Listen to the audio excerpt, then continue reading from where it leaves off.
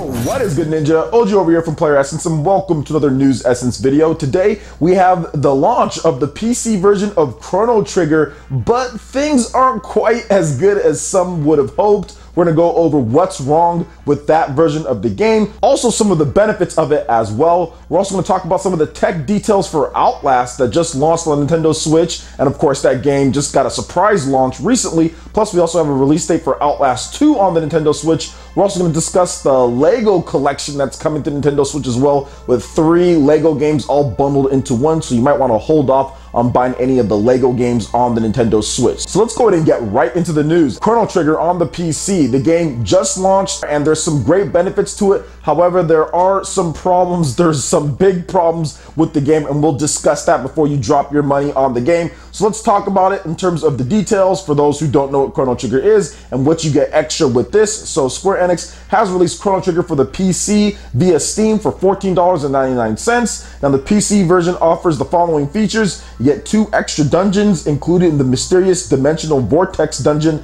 and the Lost Sanctum dungeon that first appeared on the Nintendo DS and mobile releases. The Chrono Trigger Limited Edition, those that purchase the Steam version up until April 2nd, 2018 will receive the following digital bonuses for free: an enchanting and specially edited digital song file containing a medley of 5 songs: Far Off Promise, Wincing, Battle with Magnus, Quarters of Time, and Chrono Trigger, composer Yasunori Mitsuda, digital liner notes, a collection of 6 stunning PC wallpapers in varying sizes, updated graphics and sound while keeping the atmosphere of the original. This version features optimized visuals designed for modern PCs and a re-recorded soundtrack under the supervision of original composer Yasunori Mitsuda, updated controls, optimized PC experience that supports both controller and mouse/keyboard configuration, and a new autosave feature. Automatically saves while still featuring the original title's save point function. So some good updates and additions to this one, and that's great that they're including all of that for the PC release. However, there are some negative things that a lot of people that are talking about right now via the Steam in terms of some constructive criticism that they can do in order to increase it, and also so you guys can know just to see if you want to spend your money on this PC release. So first of all, there's no 4:3 aspect ratio. There's bad sprite upscaling and sharpening, leading to artifacts and seams between tiles all over the game with no option to disable them. You also have some stuttering going on in the game, giant mobile menu buttons all over the place, so it is seemingly a port of the mobile version of the game. The font isn't the original and the new one doesn't look as attractive. Emojis not supported, mobile prompt visible name entering the screen. You also have an issue using the Xbox 360 controller, lowers the game performance significantly. Some people have been reporting that. Audio has bad mixing. The cutscenes are slightly upscaled to PS1 quality, even though the trailer has scenes in higher quality. So there's just really all over the place when it comes to some of the problems. In terms of the improvements, there's also some performance that people wanted to be fixed and all of that. So some nice constructive criticism. And of course, I'll have a link to all of that in terms of where I got that from with the issues with the game, because I have not tested it out myself. And I was over on the Steam forums in order to get you guys that information. So you might want to hold off on this version of the game, and that is a big problem. Any types of stuttering or cluttering on the screen or performance issues in this style of game. It's a turn-based RPG, but you just don't want to see it. And Chrono Trigger had this unique art style. It had this symbolic art style, and to have something kind of come in and mess up the tiles and make it look just kind of worse doesn't make it worth the $14.99 in my opinion. Now, I did have some people asking me questions like, hey, I've never played Chrono Trigger. Where's the best place to play it? Well, right now it seems like still to this point the best place to play it is either playing it via the Super Nintendo, the actual Super Nintendo itself. But if you can't do that, the 3DS, you can do backwards compatibility and use the DS cartridge there. Now, it is a little bit pricey in terms of the DS version of the game. It was, I think, $37 the last time that I saw on Amazon,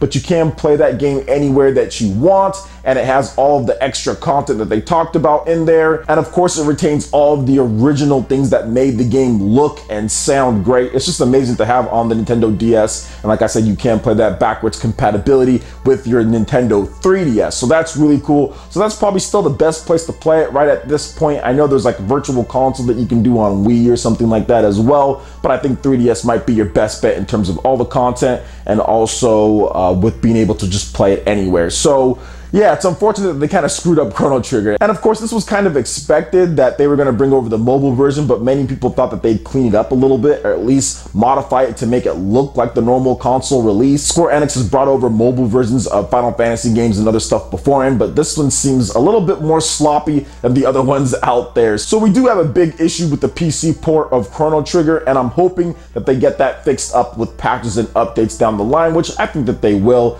eventually. But just having the mobile version with the mobile prompts and buttons and all that, that's not cool at all. A definitive no buy for me at all, man. If I want to play Chrono Trigger, which I've already played a million times, but it's just better just get it like through emulation at this point, man, if you've already bought the game, or just buy it on the DS. So what do you guys think about Chrono Trigger when it comes to the PC? Have any of you guys picked it up? Are you guys planning on picking it up? Do you think it's not as bad as people are making it out to be? Let me know your thoughts in the comment section below. All right, and moving into the next article here, we have a little bit of some tech information when it comes to Outlast on the Nintendo Switch. We also have a release date for Outlast 2, and also my own little personal, I guess, 2 cents or rant at the end of that, so make sure you stay tuned for that. So let's talk about Outlast first on the Nintendo Switch. So the first game, Outlast, did launch on the Nintendo Switch surprisingly today in Europe first, then it came to North America. I think it's like $24 or something like that, or it's 20 bucks. It's not a bad price at all, and the game, in terms of how it runs, is 1080p 30 frames per second docked, and it's also 720p 30 frames per second undocked. So pretty good there. From what I understand, it's using Unreal Engine 3 as well, so they're able to get it running smoothly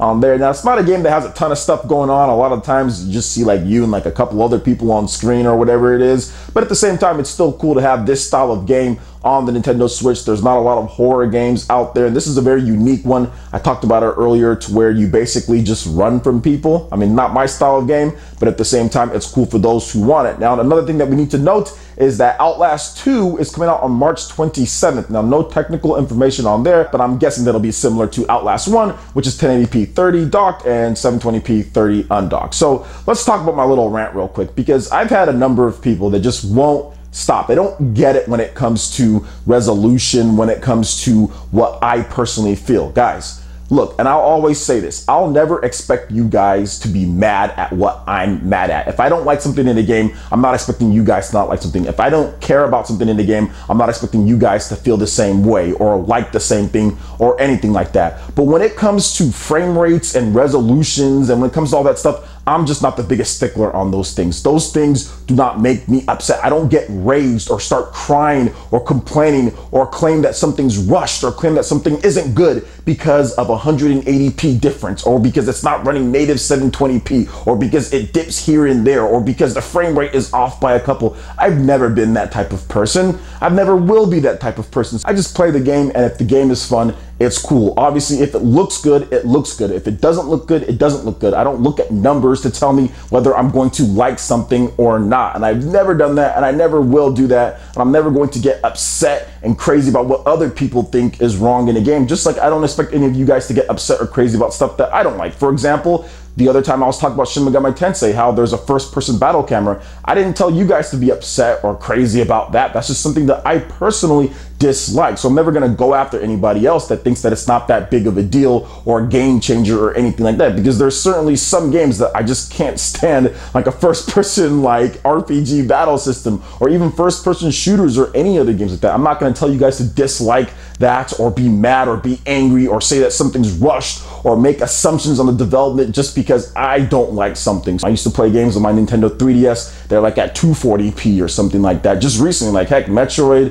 Samus Returns, that's not even anywhere near 720p, you know, and I was playing that and it was fine. So for me, it's not even about that, it's about the game, and it's always gonna be about that for me. And as long as it's fun and I can play the game anywhere, that's what I'm worried about more than anything. So that's my thought on that. That's my rant. I'm done with that. So what do you guys think about the tech specs when it comes to Outlast on the Nintendo Switch? Did you guys pick it up? Are you looking forward to Outlast 2? Let me know your thoughts in the comment section below. All right, and moving into the final article here, it looks like there's going to be a trio of Lego games hitting the Nintendo Switch, being bundled together in a brand new package. So Warner Bros. Will soon be bringing out a brand new Lego collection of Nintendo Switch titles the Lego Ninjago movie video game, Lego City Undercover, and Lego Worlds are being bundled together. The Lego 3-in-1 collection will launch in April, and based on the packaging, it seems like it's going to be Europe first, or we don't know if it's going to be confirmed for the US, but I'm guessing that it's going to be pretty much worldwide. Maybe not Japan, but I'm guessing that it's going to be in the US as well. So if you were planning on buying any one of those 3 games, the Ninjago game, the Lego City Undercover, or Lego Worlds, hold off on that and see how much this bundle is, because you could save some money depending on what they price this thing at. I mean, I'm hoping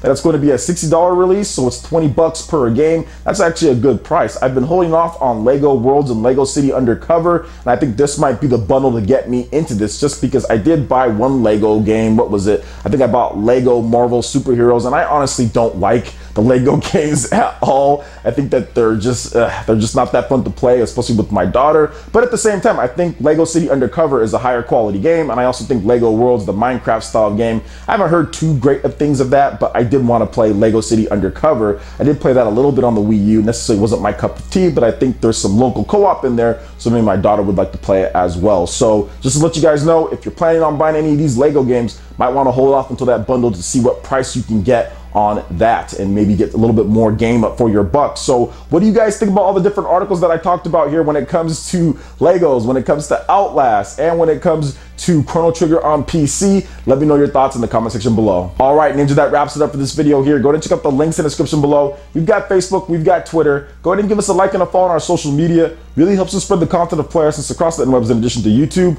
Also, make sure you check out our Patreon and YouTube live gaming page and consider supporting Player Essence. When you do so, it gets you access to all sorts of cool benefits, perks, rewards, and emails via YouTube sponsorship. So check out the link in the description below and consider supporting Player Essence right here on YouTube. Hit that like button if you did like this video. Lets me know you guys want more content like this going forward in the future. And subscribe to Player Essence for the latest RPG, Japanese, and Nintendo gaming news. Thank you so much for watching, and we'll catch you, Ninja, for the next video. Peace.